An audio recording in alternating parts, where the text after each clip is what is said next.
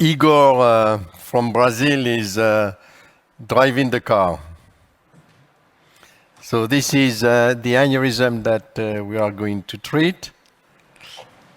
It's a supraclinoid carotid artery aneurysm with involved, the PCOM is involved at the neck of the aneurysm, which is pretty frequent.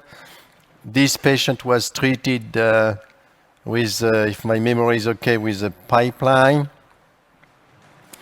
And our colleague from Azerbaijan, Dr. Jozgun Mamadov, will do the case. So this is a patient at the time of the treatment. It's an incidental finding. Diagnostic angio, okay, showing and confirming the aneurysm and its relationships with the PCOM. This is a measurement of the vessel at the time of the treatment. We have been using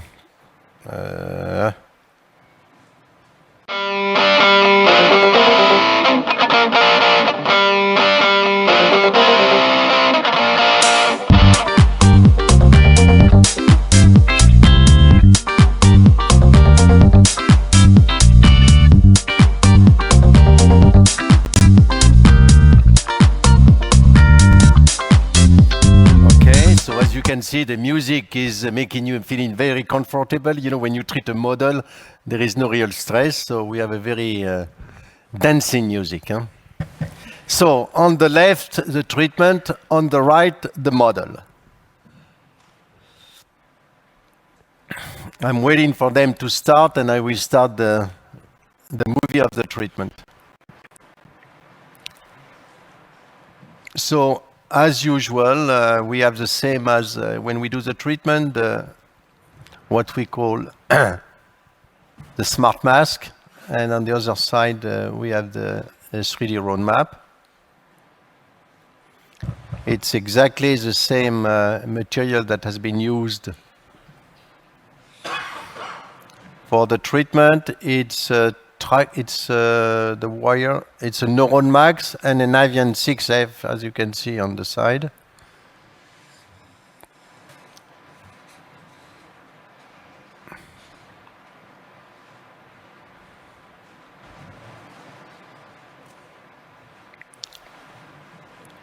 So the catheter is a Phenom, which is the catheter from Medtronic, which is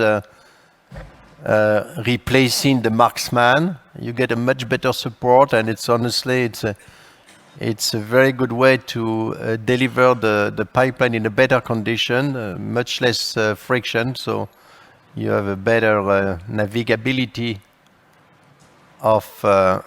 So on the model is definitely it doesn't push the wire long enough, so we have to tell him that, you know, to push the catheter, he has to get a little bit more distal in the vessel.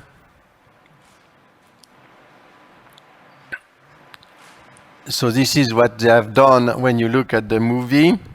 The catheter goes pretty distal, so that you can navigate in a good position the stent. I'm following both at the same time. Okay, so this is what he's doing on the model. Very nicely. So model and patients are more or less at the same level. Yeah.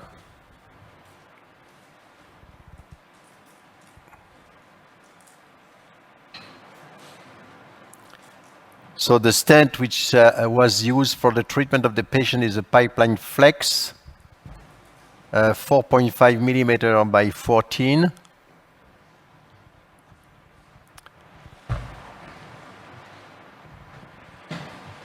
So the Pipline Flex is coming on the movie, so I stopped the movie to make them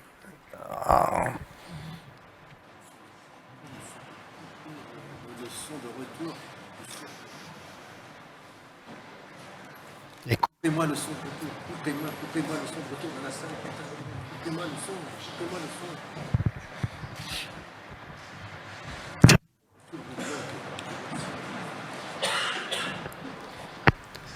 Okay, so we are waiting for the model. I stopped the movie, so they are more or less at the same, except the fact that on the movie the stent is already inside. I don't know exactly what they are doing. Maybe the model has a problem. No, I don't think so.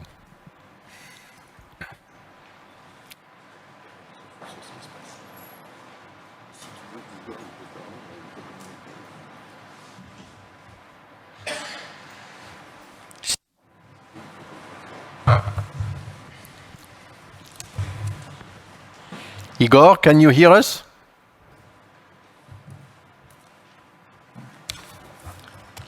Yes, très bien. Okay, so just tell us where you are, because I have to, make the movie in parallel to what you are doing. So you are pushing the stent now? Yeah, we are pushing the stent. There is on the screen the stent coming. We are going to change the position to see better the distal part of the stent. Okay, perfect. So keep on speaking, because, it's a model, it's not a patient, so you are free to speak. The operator can speak. Okay, I will speak a lot. Speak what you want. It's too much concentration, but it's okay.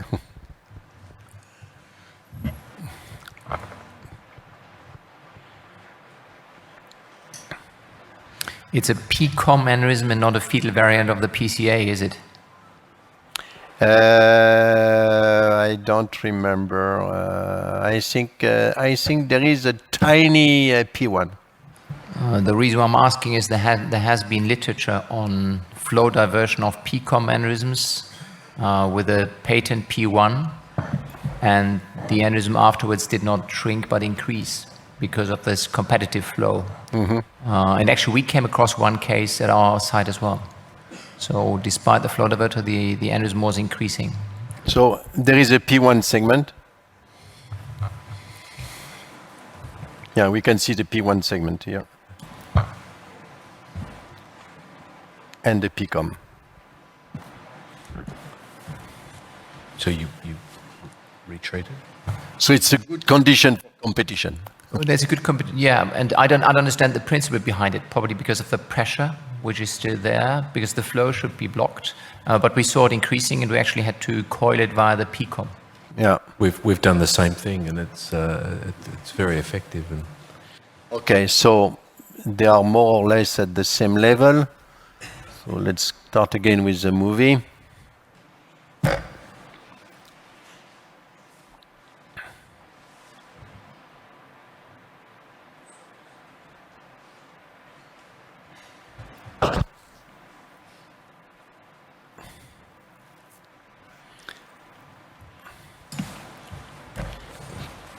When we deliver any flow diverter, we are used to have this position. So we have three hands, two hands, and the elbow is holding the where you have the Y connection with the guiding catheter. So it's very important to stabilize, this part of the montage with your elbow and to play with your two hands. One is pushing and one is pulling on it.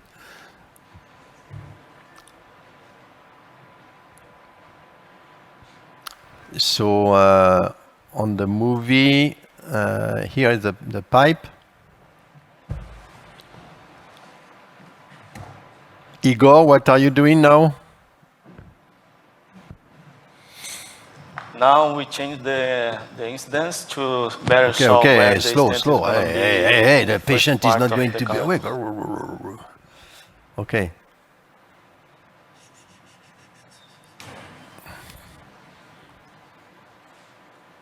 It seems that you missed a little bit the target, unless you really want to deploy the stent without covering A1, which I think is going to be difficult because it's a short segment. So definitely.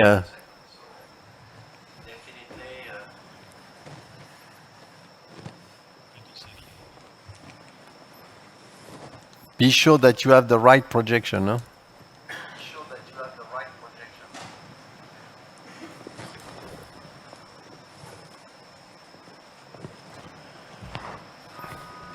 So, on the real patient, well, we are about the same projection, just at the base of the A1 segment.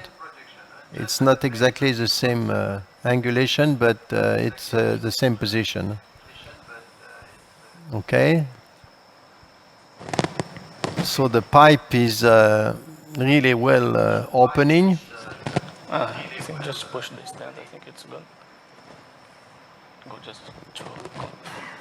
So Igor, why don't you push on the stent? Go. You can.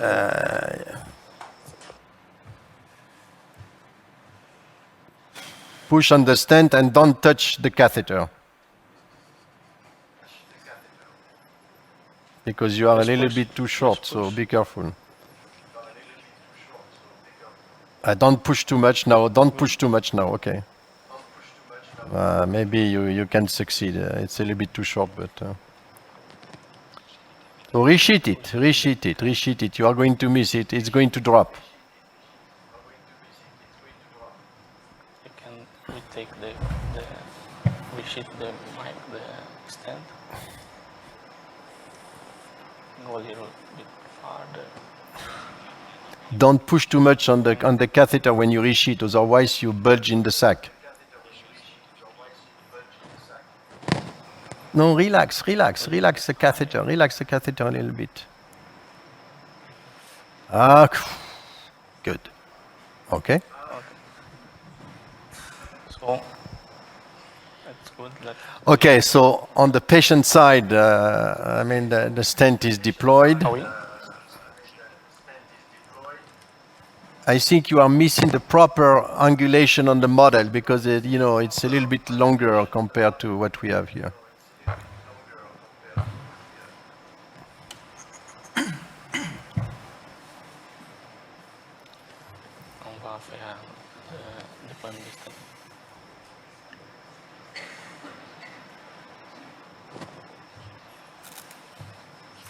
Okay, you have the control angiogram on the model side.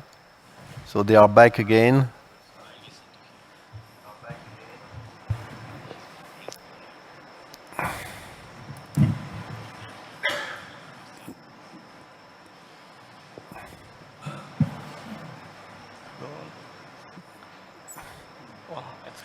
Okay, deploy the stent now. Let's go.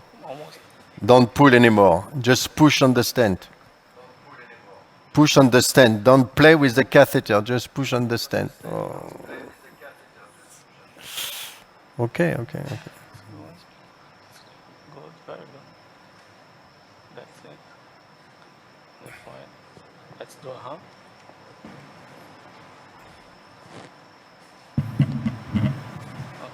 Okay, it's not so bad. So So here you have the flow study that was performed after the treatment on this patient. We try to understand what we can do with this flow study. For the time being, we don't have the clear idea about what's possible to do. But the more we do, the more we'll understand what to do. So you have the vasosity after the deployment. It's very well visible.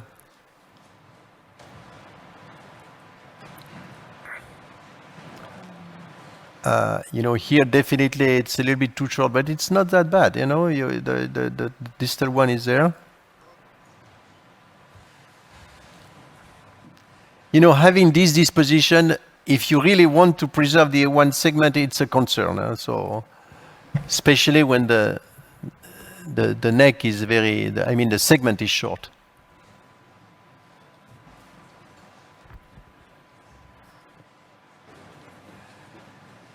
I think if it was a real patient, if you look at the delivery of the stent there is a potential risk of shrinking a little bit of the stent after the deployment.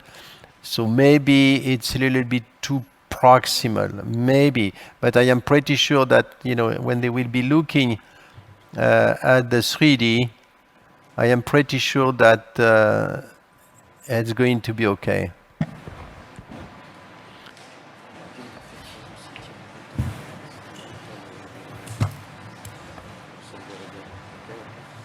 So they will perform a vaso-CT on the model.